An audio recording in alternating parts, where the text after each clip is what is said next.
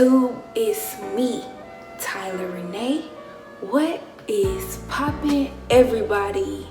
Alright, so today's video is a little simple and I will be talking about college. What college? Kennesaw State University is staying on campus, as you can see by the title. So I'm not gonna ramble any further. So with that being said, let's get it. So I will be giving you 5 pro or either con of staying on campus at Kennesaw State. Number 1, that is that it is easy accessibility. And what I mean by that is that obviously you wake up on campus, you can wake up at a later time to get to class. There's food on campus, you don't have to drive anywhere. So yeah, it's easy. You can get your friends as you please. You don't have, it's like saving gas money, and who doesn't like to save gas money? So if you don't have a car, then stay on campus, because obviously you can't get, I mean, there's the bus, but you have to wait outside, you got to download an app, when you can just stay on campus and walk for free. Like, campus is really not that big once you figure out where you're going, so you might as well stay on campus at least 1 year. Which brings me to my second tip. Second tip is, for me at least, I feel like as a freshman or any transfer, whatever the case may be, staying on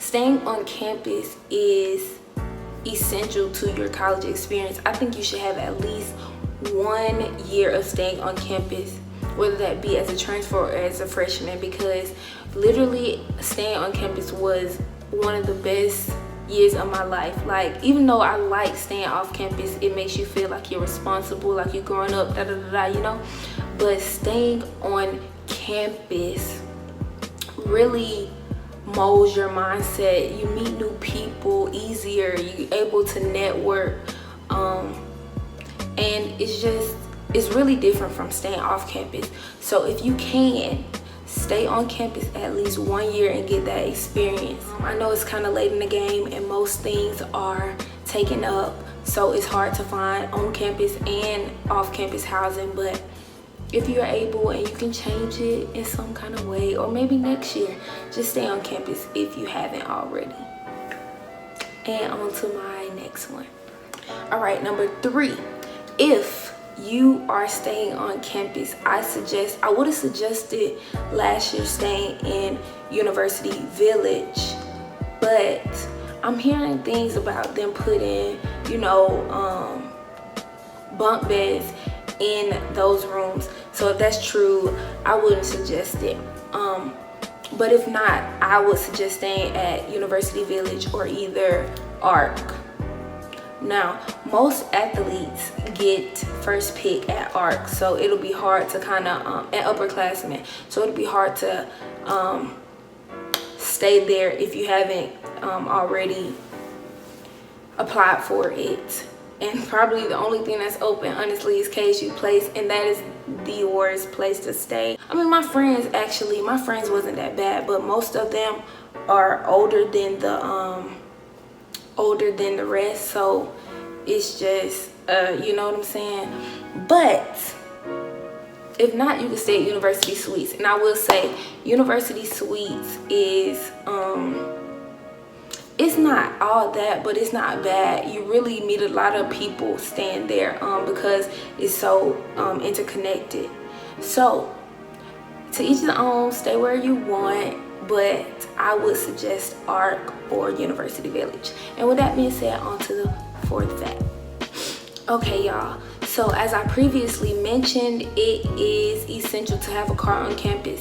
And I say that's crazy because it's kind of hypocritical to what I said in my first tip, but I definitely think you don't have to have a car, because like I said, they have Bob, the bus, the big owl bus.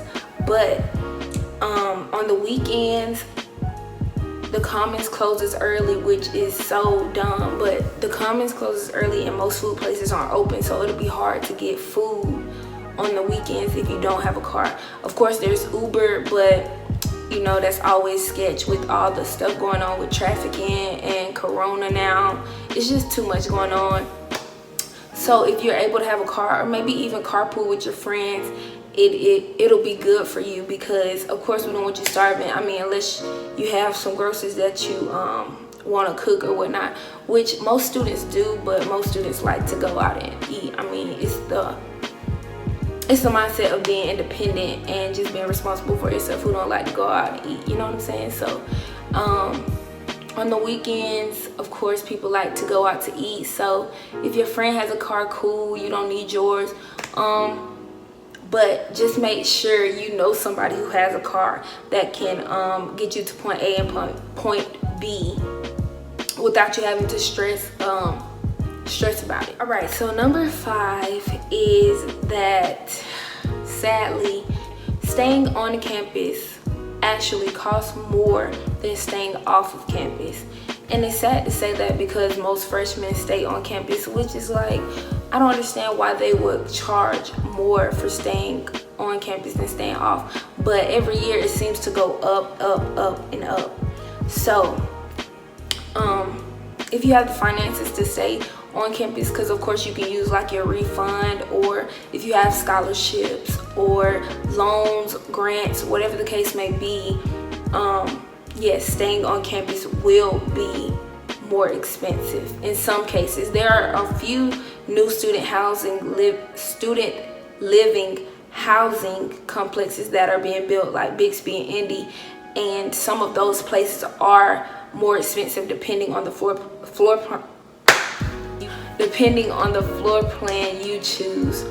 But either way, staying off or on campus can become expensive. I've heard that it's even cheaper to rent a house or rent an apartment. But the only thing about that is some of them don't come furnished. You have to pay for lights, water, electric, Wi-Fi, you know. So it's just a lot of different things that come with staying off campus, which is why I would suggest staying on campus, honestly. They pay for your cable. Well, you pay for it, but you get what I'm saying. It's all in the one bill that you're paying. Another thing about staying on campus is at the beginning of the school year, they give you a sheet to write down all the imperfections that you have in your room. I really highly suggest you taking the time out to look around your room and your apartment building and write down all, and when I say all of them, I mean every little thing, because at the end of the year they look back at that sheet, and if it is not documented on that sheet, they will charge you for it. Also, it is important to clean your dorm room at the end of the year, because they will charge for that as well. And not only they'll charge you, but they'll charge your roommates as well if the kitchen isn't clean or if the living room isn't clean. So you just have charges on top of charges when you could have avoided it. So just make sure that you are being attentive and observant of what is going on inside your room, as well as the dorm room, apartment, whatever you want to call it, as a whole, so you can avoid unnecessary charges. All right, you guys, so that was the 5th and final fact of staying on campus at Kennesaw State. If you have any more questions, drop them down below. I'll be happy to answer them. And I hope you enjoyed this video. If you did, give it a thumbs up. Make sure you turn on your post notifications, and I will see you in the next motion picture.